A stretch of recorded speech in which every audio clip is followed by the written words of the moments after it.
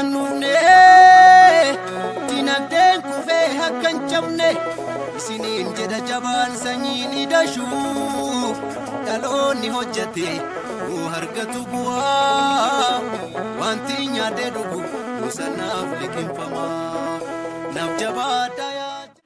Hayyee ashama akkam jirtu kabajamtoonni fi jaalatamtoonni miseensota waldaa dargaggoota caffee hojii gamtaa walii gala baga guyyaa har'aatiin immoo walitti deebinee sagalee walii dhagahuudhaaf waaqayyo sa'aatii kanaan nu ga'e bakka jirtan hundatti nageenyi waldaa dargaggoota caffee hojii gamtaa walii gala isin haa qaqqabu jecha guyyaa gaafa 4 ji'a 7ffaa 2014 kooreewwan olaanoodhaa murtii adda addaa dabarsanii jiru isa kanaanis wal qabatee emmi ijoo godhannee irratti waliin dubbachaa turre sheerii fi carraa miseensonni keenya argachuu qabanii fi akkasumas immoo fedhii miseensummaadhaaf warrooleen fedhii waldaa kanatti makamuudhaan miseensummaadhaaf gaafatanii turan deebii waan dhabaniif waan tureef murtii laatamuuniif dirqama waan ta'eef deebii kennamuuniif dirqama waan ta'eef namni erga gaafatee gaafii isaatiif deebii argachuun dirqama waan ta'eef sanii wal qabateetti kan murtii laachuu dandeenye.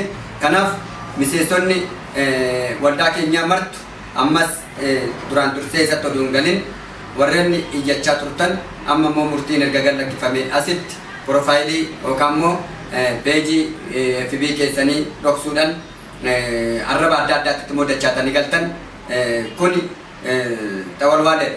Kuni ilaalcha gaarii miti. Kuni oromummaa sin ibsu miseensummaa keenya sin ibsu. Kanaaf block isin gochuu kan dandeenyu ta'uu keessan akka beektan asmaasitti isin hubachiisna jechaadha. Nuti gabizaat xiraat jedha Amaarri yookaan immoo baay'ina keessaa baay'ina qulqullina xiqqoosaa kan jedhamu sanitti inni amannaa jechaadha. Nuti dhimma keenya miti.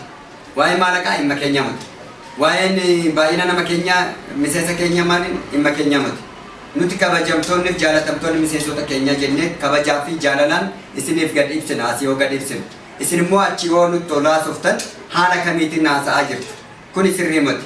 Kanaaf kunis afuufii naamusa waldaa keenya waan cabsuuf of eeggannoo akka waldaatittis isiniif ibsina. Akkasumas immoo dabalataan akkuma aadaa Oromootitti iyyuu wanni akka kanaa waan baramee miti. Arrabni baramaa miti. Abaarsi baramaa miti.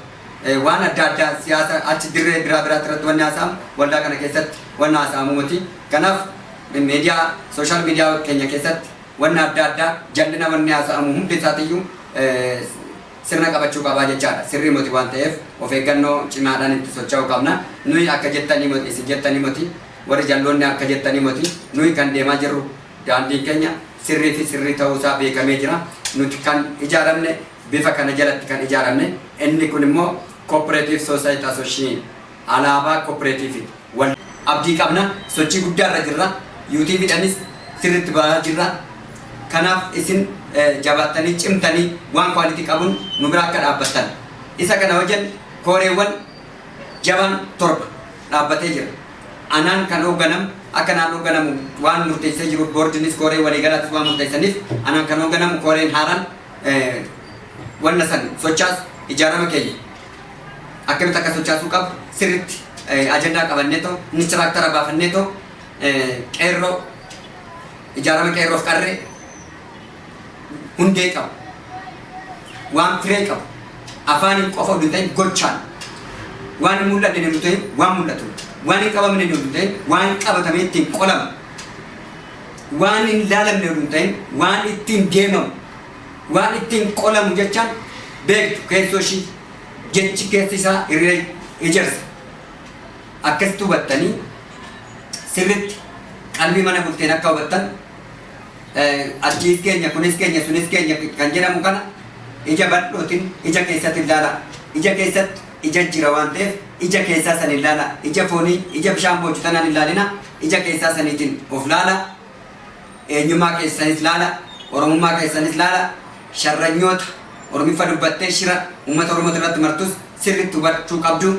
Daddaboota uummata Oromoo Oromiffa dubbachaa uummata Oromoo dabaddabsiisaa jirtus sirriitti hubachuu qabdu. Of eeggannoo ciminaatiin deemuu qabdanii aga danda'ama ta'e yeroo dhiyootti ijaarama keenya maal fakkaata kan jedhu qeerroof qarree irratti suubboo irratti aayyuu irratti luba irratti akkamitti hojjetama kan jedhamu sirriitti inistiraktara baafanneetoo ijaaramni keenya isa iima dabanyaa jedhamu sanirra madabanyaanna higgaawwi addarajaajat kan jedhamu saniitiin seera qabeessaatiin sirriitti akka addunyaatti akka beekamnutti ijaaramni keenya lafa qabataa kan ta'e diinagdee fi shunkurtaa gurguruu qofa osoo hin ta'in of ijaaruu fi diina keenya morlinee kabajummaa isaa dhabsiisnee diina keenya ofirraa ittisuun dirqama waan ta'eef bakka jirrutti hundi keenya iyyuu akka of eegnuu fi akka jabaan akka hojjan akka quba wal qaban akka sagalee waliin dhaggeeffan akka mirga waliif ta'an kabaja kootina waamicha koo isiniif dhiyeessaa baay'ee isin jaalanna uummata Booranaattis dafnee haa qaqqabnu biraa haa dhaabbannu